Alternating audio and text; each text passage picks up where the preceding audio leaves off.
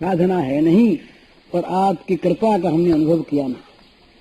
दो प्रकार से स्वभाव बदलता है, इन्हीं तो बदलना बड़ा कठिन।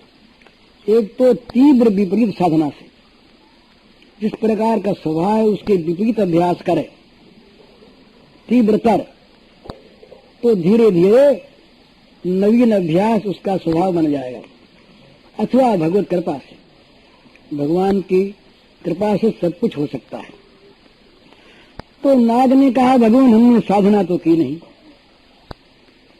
और आपकी कृपा का आश्रय लिया नहीं, तो हम जैसे जीवों के लिए स्वभाव का बदलना ये महाराज कठिन है। स्वभाव दुस्त्यजो नाथ, स्वाभाविक ही स्वभाव का त्याग जो है ये बड़ा कठिन है। और इसी कारण से लोकानां सदग्रह, बुरे बुरे कामों में जो आदमी फंस जाता है, दुराग्रहों में, उसका कारण है उसका बुरा स्वभाव। स्वभाव बदलने की चेष्टा होती नहीं और स्वभाव के अनुसार उसके द्वारा क्रिया होती है, तो बुरा बुरा काम, बुरा बुरा आग्रह उसके जीवन में आ जाता है और पतन हो जाता है। तो ये विश्वविधाता, ये भी सब आपके गुण हैं भगवान। ये तमोगुण कहाँ से आया? ये स्वभाव, वीर्य, बल, ओज, योनि, चित्त, आकृति, इनका जो गुणों के भेद से निर्माण किया गया है, इसके विधाता भी तो आप ही हैं भगवान। ये किसने किया है? हम सर्प क्या आपके शिक्षे से बाहर हैं भगवान? हम सांप जो हैं ये आपके संसार में हैं और हम लोगों के भी विधान करता, निर्माण करता आप ही हैं। हम जन्म से ही जातिर्मन्य वह, हम तो जन्म से ही पैदा ही हुए क्रोधी। जब बच्चे थे तब भी फुफकारी मारते थे हम तो महाराज हम इस दुष्टज माया का त्याग कैसे करें? मायापति की शरण हो तो त्याग हो, शरण हम हुए नहीं। आप सर्वज्ञ हैं, आप जगत के स्वामी हैं, हमारे स्वभाव इस माया के भी कारण आप ही हैं भगवान। अब हम क्या करें? ये सर्वोत्तम चीज है, बुद्धिमानी की बात है। यहाँ सर्प ने बड़ी बुद्धिमानी की, भगवान पर छोड़ दिया अपने आप को। ये भगवान से मांगना जो है ना, ये बुद्धिमानी नहीं, क्योंकि हम मांगे क्या? हम जहां तक की कल्पना नहीं कर सकते वैसी चीज उनके देने के लिए मन में आती है, वहां तक हमारी बुद्धि जाती है नहीं। हम मांगेंगे क्या भगवान से? जो मांगता है ठगाता है। प्रेमी जन तो मांगते नहीं, पर ये बुद्धिमान लोग भी नहीं मांगते। प्रेमी जन को तो चाह नहीं होती, वो देते रहते हैं, पर बुद्धिमान लोग ये भी मांगते नहीं। तो भगवान के संपर्क से इतनी बुद्धि तो आ गई और बुद्धि के साथ एक विश्वास आ गया। हम लोग जो भगवान की बात करते हैं ना, बहुत बात दफे बोले भगवान जो करता है सो ठीक करता है, ये केवल झूठ बोलते हैं।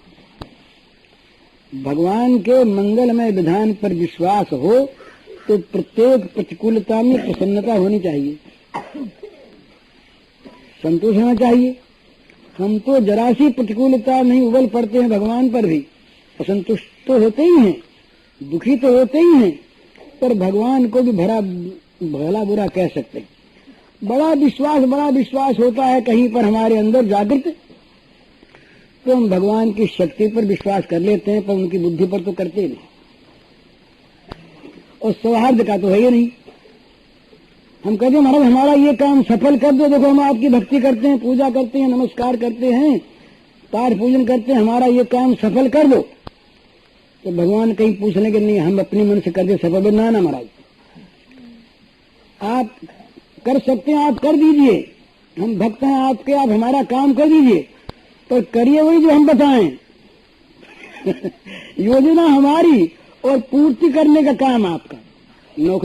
नौकरी देते हम आपको, अरे आपकी भक्ति करते हैं ना, तो बदले में हमारा काम जो हम आपको बताएं वो कर दिया कीजिए। आप करने में समर्थ हैं, जल्दी कर सकते हैं, शक्तिमान है। तो बोले भाई हम पर छोड़ दो, बोले आप उल्टा कर दे। तो कुछ समय पहले की बात है, कोई अधिकारी रहे सरकारी, वो हमारे पास आए थे, कुछ 2-3 महीने पहले की बात। बड़े अच्छे सज्जन, बड़े सीधे स्वभाव के रहे, सरल। तो बहुत बातें हुई तो हमने ऐसे कह दिया कि आप भगवान पर छोड़ दीजिए। तो बड़ी सरलता से बोले कि भगवान पर छोड़ने वो कहीं अपने मन की कर दे और हमसे वो काम उल्टा हो जाए, हम जो चाहते हैं वो न करें तो हमारा तो बिगड़ गया सारा काम। तो मतलब कहने का क्या है, भगवान की बुद्धि पर और भगवान के सौहार्द पर विश्वास हमारा नहीं है। शक्ति पर विश्वास कर लेते हैं कहीं कहीं पर, सो भी कहाँ करते हैं जब हमारी शक्ति काम नहीं करती और सस्ते में काम होना हो। बोले भाई 500 रुपये लगा कर अनुष्ठान कर दे और 5 लाख रुपए आ जाए तो कौन सा महंगा पड़ा। सस्ती तो बड़ा वकील को देंगे 500 रुपये और 500 रुपये में मुकदमा जीत जाए तो बड़ा अच्छा है। हर्ज क्या हुआ इसमें। तो यहाँ कहीं शक्ति पर विश्वास कर लेते हैं, पर भगवान पर निर्भर हो जाएं, भगवान के मंगल विधान पर अपने को छोड़ दें, ऐसे विश्वासी बहुत कम होते। तो अब बड़ा विश्वास पैदा हो गया नाग के मन में, काली नाग के। अनुग्रह निग्रह हुआ मन से तद विधेय ना। भगवान अब हम लोगों के लिए तो आप अपनी इच्छा से जो आप ठीक समझे, अनुग्रह या निग्रह, आपका अनुग्रह भी अनुग्रह, आपका निग्रह भी अनुग्रह। आप जो करेंगे ठीक करेंगे भगवान। उसने तो मांगा, नाग पत्नी ने तो कह दिया कि महाराज हमारे पति के प्राण आप दान दे दीजिए, हमको सेवा बताइए कि जिससे हमारा भय से छुटकारा हो जाए। नाग ने ये नहीं कहा। नाग ने कहा भगवान आप सर्वज्ञ हैं, हमारा भला किसने इसको आप जानते हैं और आप जगदीश्वर सब कुछ कर सकते हैं। दो बात ना,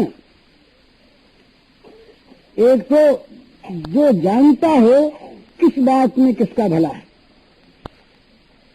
और एक जो कर सकता हो जो जगदीश्वर हो।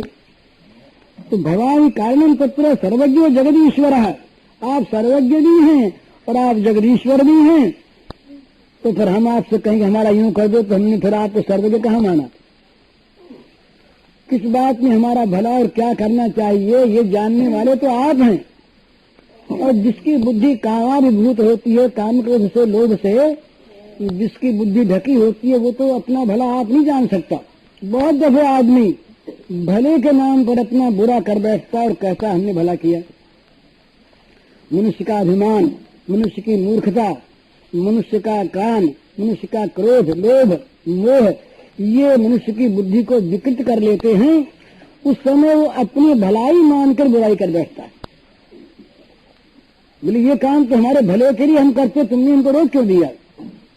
कोई माँ अगर बच्चे को रोक दे आग में हाथ डालने से, तो अबोध बच्चा रोएगा। बोले देखो ना माँ ने हमको खेलने नहीं दिया। अरे खेलता तो जब तू जल जाता जा करके उसमें, माँ ने अच्छा किया, पर अबोध है ना। तो अपना मंगल किस बात में है, इस बात को वो जानता है जो सर्वज्ञ है। हम नहीं जानते। हम तो बहुत दफे क्षेम को संहार को क्षेम मान लेते हैं। भगवान योगक्षेम को ठीक जानते हैं। तो भगवान पर विश्वास हो जाए कि तब होता है जब भगवान को हम सर्वज्ञ मानते हैं और जगदीश्वर मानते हैं। भोक्तारम जगत अपसाम सर्वलोक महेश्वरम सूर्यम सर्वभूतानाम ज्ञात्वा माम शांति मृच्छति। शांति कैसे मिले, तो भगवान ने उपाय बताया कि सीधा उपाय बता दें हम शांति मिलने का। कुछ भी लंबी चौड़ी बात नहीं, बड़े बड़ी लंबी चौड़ी बात भगवान ने की। विहाय कामानि सर्वान् पुमा सत निष्पय निर्ममो निरहंकार सशांति मधिगच्छति। बोले भाई शांति तुमको आवश्यक है तो सारी कामनाओं का परित्याग करो। सर्वान कामान विहाय, और सारी स्प्रिया प्रतीक्षा का परित्याग करो। ममता छोड़ो, अहंता छोड़ो, तब शांति मिलेगी। तो बड़ा कठिन उपाय बता दिया।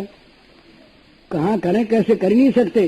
तो बोले सीधी उपाय दूसरी, बड़ी सीधी उपाय।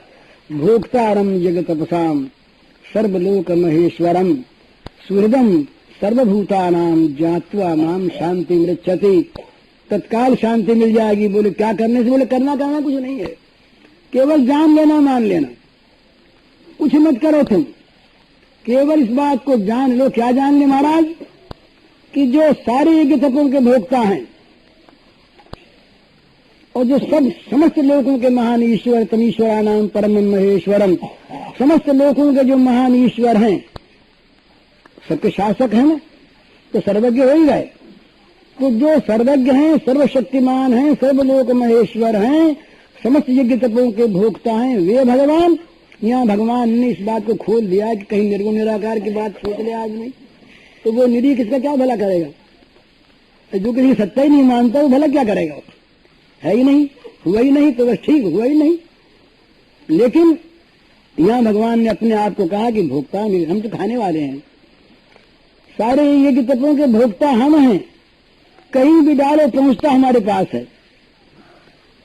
और सर्वलोक महेश्वर, समस्त लोकों के हम महान ईश्वर हैं। ऐसे हम सूर्यम सर्वभूता हैं, सारे प्राणियों के मित्र हैं, सुहृद हैं। ये नहीं कहा यहाँ पर भी कि हम भक्तों के मित्र हैं, ये नहीं कहा कि उपासकों के मित्र हैं, ये नहीं कहा साधकों के मित्र हैं, सर्वभूतान है। तुम्हें प्राणी तो हो ना, बोला प्राणी है तो तुम्हारा काम हो जाएगा। तुम प्राणी और हम सुहृद, मान लो बस। तू दयालु दीन हो, तू दानी हो भिखारी हो, प्रसिद्ध पातकी तू पाप पुंजहारी। हम दीन हैं, आप दीन बंधु हैं, हम प्राणी हैं एक और आप प्राणी सुहृद हैं। बस भगवान ने कहा इस प्रकार जात्वा माम शांति मृक्षति, ये जहाँ जान ले वही शांति हो जाएगी। भगवान के सौहार्द में जहाँ विश्वास हो गया वही शांति मिल गई। तो ये बड़ा आश्वासन है। भला ये नाग के अंतिम शब्दों से हमको शिक्षा लेनी चाहिए कि भगवान के सौहार्द पर, उनकी सर्वज्ञता पर, उनकी सर्वशक्तिमत्ता पर, उनकी सर्वलोक महेश्वरत्व पर हम विश्वास करके अपने आप को उन पर छोड़ दें बिना किसी शर्त के। तुम जो करो, जब करो, जैसे करो, बस वही करो। जब करो तो जैसे करो, जो करो। हम जो कुछ सोचेंगे वो भूल सोचेंगे और तुम जो सोचोगे वो ठीक सोचोगे। हम किसी अच्छी बात को सोच कर भी कर नहीं सकते और तुम सर्व समर्थ हो। हमारा प्यार बहुत दफे भ्रांत होकर हमारा अहित कर बैठता है, हमारा ही प्यार। मनुष्य भ्रांति से तो आत्महत्या करता है और समझता है कि हम अपने आप का भला कर रहे हैं। करता है ना आदमी, उस समय क्या ये सोचता है कि हम अपना कोई अनिष्ट कर रहे हैं? भला सोचता है, पर भ्रांत है। तो हम बहुत बार भ्रांत हो जाते हैं। आप निर्भ्रांत हैं, आप सर्वज्ञ हैं, सर्वशक्तिमान हैं और हमारे आप परम सुख में भगवान। हम आप पर अपने को छोड़ देते हैं। जो आप ठीक समझो वो करो, जब ठीक समझो तब करो और जैसे ठीक समझो तब करो। इस प्रकार अपने आप को बिना किसी शर्त के भगवान के चरणों पर छोड़ दे।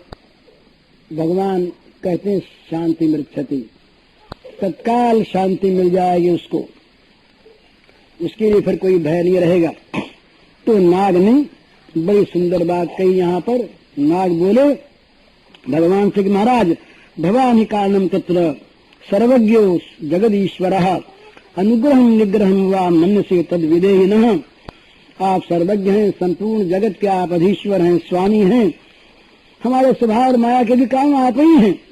आप अपनी इच्छा से, अपने मन से हमारे लिए जो ठीक समझें, निग्रह अनुग्रह जो ठीक समझें बस उसी का विधान कीजिए। चाहे दंड दीजिए, चाहे कृपा कीजिए। दंड भी कृपा और कृपा भी कृपा। हम तो केवल आपके मन पर अपने को छोड़ देते हैं। इस प्रकार जब भगवान से कहा तो भगवान शरणागत वत्सल, भगवान को तो इस काली हृदय को भी पवित्र करना है, काली को भी पवित्र करना है और तमाम लोगों को निर्भय करना है।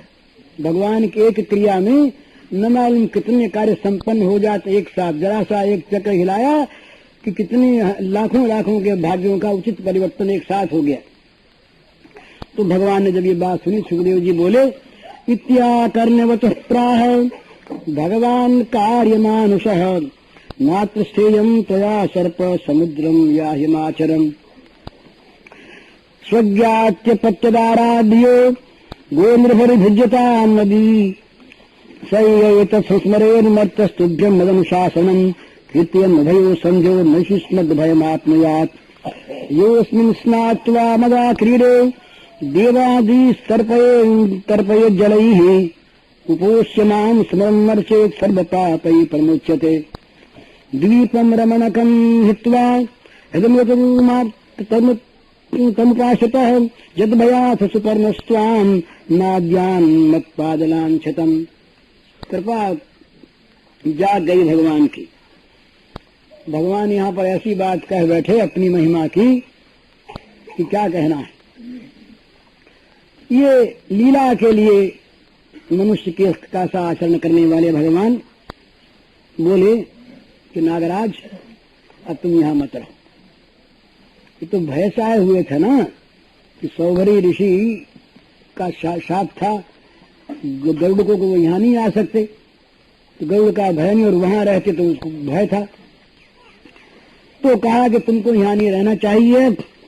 तुम अपने जाति भाइयों को, बहुत से नाग वहां पर आकर बस गए थे, पुत्रों को स्त्रियों को ले करके तुम समुद्र में चले जाओ। और यहाँ गायें, यहाँ जल अब वो निर्विष हो जाएगा अमृतवत, तो गायें और ये मनुष्य यहाँ के कालिंदी का जल पिएंगे। अब कहा भाई, उस नाग पत्नी की ओर जरा भगवान ने श्रीमुख की दृष्टि फेरी और नाग से भी कहा कि तुम ये संदेह न करना कि अब तुम्हारे अंदर कोई पाप कलुष रह गया है। तुम तो परम पवित्र हो गए। तुम्हारी इस गाथा को जो गाएंगे वो पवित्र हो जाएंगे। कीर्तन ये तत्संस्मरण मत स्तुभ्यम मदनुशासनम कृत्यम भयो संजो निस्मद भयमाप्नुयात। नागराज, ये मैंने जो तुमको आज्ञा दी है, इस आज्ञा का जो सुबह शाम दोनों समय स्मरण कर लेगा और कीर्तन करेगा, उसको सांपों का भय तो रहेगा या नहीं, जगत का भय भी नहीं रहेगा। वो जगत सारा सर्प ही है, विषय के समान काटता है ना, तो कहते हैं कि उसको सांपों से कभी भय नहीं होगा। और केवल वही नहीं, वो मनुष्य ही नहीं, इस मैंने जो इस कार्यदेह में ये खेल किया है, जो नाच किया, लीला की है, क्रीड़ा, भगवान ने कहा मैंने क्रीड़ा की है, दंड वंड नहीं दिया। योस्म स्नात्वा मदा क्रीडे देवादि तरपय जलय ही उपोष्य माम स्मरण नरचेत सर्व पापै प्रमोच्यते। इस काली देह में जो मैंने क्रीड़ा की है, इसमें जो पुरुष स्नान कर लेगा और इसके जल से जो देवताओं का, पितरों का तर्पण करेगा और उपवास करके मेरा स्मरण करता हुआ अगर पूजन करेगा, तो वो सारे पापों से मुक्त हो जाएगा और वो पितर वो भी मुक्त हो जाएंगे। तो भगवान ने कहा द्वीपम रमणकम भित्वा हृमित तुम मैं जानता हूं कि तू गरुड़ के भय से रमणक द्वीप को छोड़कर यहाँ पर आ बसे थे। अब अरे जिस भूमि पर भगवान के चरण चिन्ह अंकित हो जाए वहां सारा भय चला जाता है। तो भगवान ने कहा मत पदलांछतम, नागराज तेरे शरीर पर तो मेरे चरणों के चिन्ह भर आए हैं। मेरे चरण चिन्हों से तुम्हारा शरीर अंकित हो गया है। अब क्या गरुड़ आवेगा वहां पर तुझको खाने के लिए? निर्भय हो गया तू। अब ये कितनी बड़ी सुंदर चीज है कि भगवान के चरण उसके शरीर पर अंकित हो गए। न मालूम कहाँ कहाँ टिके, किस किस फन पर टिके, और एक दो बार नहीं कितनी बार टिके। तो गरुड़, तो वो नागराज कृतार्थ हो गया भगवान की इस आज्ञा को सुन करके। तमाम विष निकल गया, स्थूल और मन का विष निकल गया। ये भोगवांछा, भोग स्प्रिया, ये मन का विष, ये विष दूर हो गया। निर्विष अमृतोपम हो गया, वो असली अमृत से प्राप्त हो गया। असली अमृत है भगवान का प्रेमामृत, भगवान की प्रीति उसे प्राप्त हो गई। सुखदेव जी बोले एवं मुक्तो भगवता कृष्ण ये नाद्भुत कर्मणा तम पूजयामा समुदा नाग पत्निष्ठ सादरम। सुखदेव जी बोले कि भगवान कृष्ण की लीला बड़ी अद्भुत। बच्चों ने तो देखा कि सांप लपेट लिया श्री कृष्ण को, तो ये न मालूम क्या होगा, सांप ने काट लिया, दंशन कर लिया। नंद बाबा यशोदा मैया सब दुखी हो गए, दौड़े आए, कूदने को तैयार हुए। उधर उनको ये लीला दिखाई, इधर नाग पत्नियों की इच्छा पूर्ण की, नाग को निर्विष किया, अमृतमय बना दिया, और यहाँ के जल को, हृदय को इस परम पावन बना दिया भगवान ने। अद्भुत कर्मणा, भगवान अद्भुत कर्मी हैं, उनकी लीला बड़ी अद्भुत है। तो भगवान से आज्ञा पा करके अब काली नाग ने और उनकी पत्नियों ने आनंद में भरकर बड़े आदर से भगवान की पूजा की। नाग ने तम पूजयामा समुदा नाग पत्नीस्त साधारण, उस नाग ने और नाग पत्नियों ने आनंद में भरकर भगवान के बड़े आदर से पूजा की। दिव्य वस्तुएं उनके पास थी, और भगवान के समीप आई हुई वस्तु दिव्य हो जाती है अगर भगवत भाव रहता है। पत्थर के पूजने वाले के नहीं रहती दिव्य। किसी मूर्ति को पत्थर माने और भावना का भूखा माने, उसका भगवान भोग नहीं स्वीकार करते, थाली में धरा रहता है। जो भगवान खाने वाले हैं उसके भोग को भगवान खाते हैं, जो भगवान बोलने वाले उससे भगवान बोलते हैं, जो भगवान चेतन है वो भगवान चेतन। एक रहे भक्त, तो वो पूजा करते थे गोपाल जी महाराज की किसी कामना से, पर गोपाल जी को मानते थे पत्थर की मूर्ति है, तो पूजा करते कुछ हुआ नहीं। तो बोले भैया गोपाल जी, किसी ने बताया, बोले गोपाल जी क्या करेंगे, देवी जी की पूजा करो तो काम बनेगा। वहां तो काम बनने से मतलब है देवी जी हो चाहे गोपाल जी हो, चाहे ये दोनों में तो चोरी करनी पड़े, अपना तो काम करना है ना। कि चोरी पर क्यों उतरता है आदमी, सकामी होकर उतरता है। पहले उपासना से नहीं हुआ तो खुशामद से करो, उससे नहीं हुआ तो व्यापार से करो, उससे नहीं हुआ नौकरी करो, फिर चोरी करो, काम करना है अपने। तो गोपाल जी महाराज को तो उठा के रख दिया ऊपर, एक आला रहा उसमें रख दिया, और देवी जी के लगे पूजा करने। तो पूजा में सब पूछा, जब धूप खेलने लगे तो धूप का धुआं ऊपर गया, तो उनके मन में आया कि ये तो सूंघ लेगा गोपाल बैठा ऊपर, तो अभी ये देवी जी को आएगा नहीं तो इसका बैठा लेगा। तो रूई लेकर के गोपाल जी के नाक में ठूस दी। रूई ठूसे, गोपाल जी बोले अच्छा भैया वरदान मांगो, हम प्रसन्न हो गए। तो ये बोले महाराज ये बड़ी नई पूजा की पद्धति बताई आपने। अरे पूजा की, उपहार दिया, नैवेद्य लगाया, फेरी वेरी दी, हाथ जोड़े स्तुति की, तब तो बोले ही नहीं, और रूई ठूसने से नाक में बोल उठे। तो बोले भाई तब तुम पत्थर मानता था ना, धुएं की सुगंध आवेगी चेतन को, पत्थर को तो आवेगी नहीं। आज तूने गोपाल जी को चेतन माना, गोपाल जी कहीं सूंघ मिले धुएं की गंध तो गोपाल जी चेतन हो गए, तो चेतन बोलता है। तो बोलने वाला भगवान हो तो बोलेगा, खाने वाला खाएगा। बोले तो भाव के भूखे ही हैं, बोले भाव के भूखे तो तुम भी भाव ही खाया करो, तुमको बदले में खाने को नहीं मिलेगा, भाव खाया करो। तो इस तरह से ये पूजा की विधि है। जो भगवान की पूजा करना चाहे वो भगवान को पत्थर कागज ये न माने, मूर्ति को मूर्ति न माने, किसी मनुष्य में करे तो मनुष्य को मनुष्य न माने, दीवाल में करे दीवाल को दीवाल न माने, जल में करे जल को जल न माने, वृक्ष में करे वृक्ष को वृक्ष न माने, भगवत बुद्धि हो। तो अब भगवान की उन्होंने बड़े आदर से पूजा की, और जहां वो भगवान की पूजा की सामग्री आई कि सब दिव्य बन गई। तो दिव्य के लिए जो आयोजन होता है वो दिव्य होता है। तो दिव्या, सूर्य जी ने पहले शब्द उच्चारण किया, दिव्यांबर श्रगमणि भी प्राध्यरपि भूषणैः दिव्य गंधानुलेपैश्च महत्योत्पलमालया। दिव्य वस्त्रों से, दिव्य पुष्पमाला से, दिव्य मणियों से, दिव्य बहुमूल्य आभूषणों से, दिव्य गंध से, दिव्य चंदन से और दिव्य उत्तम कमलों की माला से वो जगन्नाथ गरुड़ध्वज भगवान श्री कृष्ण का पूजन करके उन्हें प्रसन्न किया। प्रसाद गरुड़ध्वजम, भगवान प्रसन्न हो गए। तो पूजा से प्रसन्न होते हैं भगवान।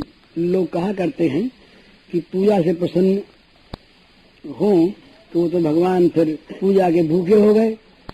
अरे भगवान तो हमारे अनुरूप में होकर करते हैं, कोई हमारी पूजा करता है, हम प्रसन्न होते हैं कि नहीं? असल में तो क्या होता है कि पूजा ग्रहण करके भगवान स्वीकार करते हैं इसीलिए कि उन्हें हमको देना है। दर्पण में मुंह देखने वाले का अपना मुंह दिखता है, शोभा अपनी अपने को दिखती है। तो पूजा करके पुजारी ही उसका फल पाता है। भगवान तो केवल कहते हैं कि हमने स्वीकार कर ली, और कहते नहीं हैं। जहाँ पूजा होती है वहाँ स्वीकार करते हैं, दिया हुआ खाते हैं, सुनाया हुआ सुनते हैं, उड़ाया हुआ ओढ़ते हैं, और कह भी देते हैं कि इस समय हमारे ओढ़ने की चीज नहीं है भाई। हरिराज जी महाराज की बात आती है, हरिराज जी महाराज की, कि वो भगवान की पूजा करते थे तो क्या मोजा पहना दिया, सिगड़ी रख दी, जो रजाई उड़ानी थी एक उड़ाई तो भगवान को जोड़ा लगा रात को। तो रात को भगवान ने कहा कि हम जाड़े मर रहे हैं। अब वहां कोई ज्यादा बुद्धिमान होता तो क्या कहता, बोले झूठा सपना आया होगा, भगवान को थोड़ी सी लगता, हम तो ऐसे उड़ा देते, तो पूजा की विधि ऐसी थोड़ी लगता। तो उनके ऐसे भगवान को उसी नहीं लगता। तो ऐसे भगवान तो रजाई भी नहीं उड़ते, रजाई ओढ़ने वाले भगवान को सी भी लगता है, भूखे भगवान को भूख भी लगती है। तो भगवान की पूजा की विधि में ये विशेष बात है। तो भगवान प्रसन्न हो गए पूजा स्वीकार करके। इसके बाद उन लोगों ने बड़े सुंदर भाव से, बड़े प्रेम से, तथा प्रीतो ज्ञात है परिक्रम्याभिवंद्य तत्तम, फिर उन्होंने भगवान की बड़े प्रेम और आनंद से परिक्रमा की, फेरी दी भगवान की, वंदना की, और फिर भगवान से हाथ जोड़े। तो भगवान ने कहा बस तुम जाओ, भगवान की आज्ञा। अब वो भगवान की आज्ञा मानते हैं, भला वो अपने मन का काम नहीं करते। बस भगवान की अनुमति प्राप्त की। फिर सकलत्र सुरपुत्र द्वीपमब्धेर जगामह तदैव सामत जला यमुना निर्विषा भवत अनुग्रहात् भगवत क्रीड़ा मानुष रूपिण। सुखदेव जी बोले किस प्रकार से भगवान की अनुमति प्राप्त जब हो गई, तब अपनी पत्नियों को, पुत्रों को और बंधु बांधवों को लेकर जो समुद्र में रमणीक द्वीप नाम का स्थान है सर्पों के रहने का, वहां उसने यात्रा की। ये लीला मनुष्य भगवान श्री कृष्ण की कृपा के से यमुना जी का जल केवल विषहीन नहीं हो गया, भगवान नाचे न। इसी समय ये भगवान के अनुग्रह से सामर्थ जला, ये निर्विषयी नहीं हो गया, अमृत के समान मधुर हो गया, अमृत हो गया। इसमें स्नान करने वाले अमर हो जाएं, कभी न मरे, ऐसा जल हो गया और बड़ा मधुर जल हो गया। भगवान की ये लीला ये पूर्ण हुई। अब आगे चल के है काली क्यों आया काली धन में, ये कथा अगले अध्याय में है। इस 16वां अध्याय समाप्त। अपने 1 महीने का ये संकल्प था, तो श्री कृष्ण की कृपा से और ये बड़े भक्त प्रेमी भाष्यकार जन, इनकी कृपा से, इन्हीं की जूठन बिखेरी है और जूठन भी पूरी लिए नहीं जा सके। ये इनका कृपा प्रसाद है कि आनंद वृंदावन चंपू, गोपाल चंपू, अपने स्वामी जी के लेख, वैष्णव तोषणी टीका, यही प्रधान, विदग्ध माधव, ललित माधव, उज्ज्वल नीलमणि, इन ग्रंथों के आधार पर ये 1 महीने तक भगवत चर्चा हुई। ये भगवत चर्चा का अवसर दिया आप लोगों ने, ये बड़ी कृपा, बड़ा अनुग्रह। इसमें खास तो कृपा इस विष्णु की माँ की। इसने प्रेरणा की थी बहुत दिनों पहले कि तुम एक बार भागवत सुनाना है। तो वो अपनी भागवत सुनाने की योग्यता नहीं, न संस्कृत का ज्ञान, न अर्थ का बोध, न व्याकरण का ज्ञान, कुछ जानते ही नहीं। तो भगवान की कृपा से इतना ही हुआ कि भगवान की लीला का स्मरण हुआ। तो ये भागवत का वर्तमान क्रम तो ये आज समाप्त होता है। इसके बाद क्या होगा भगवान जाने।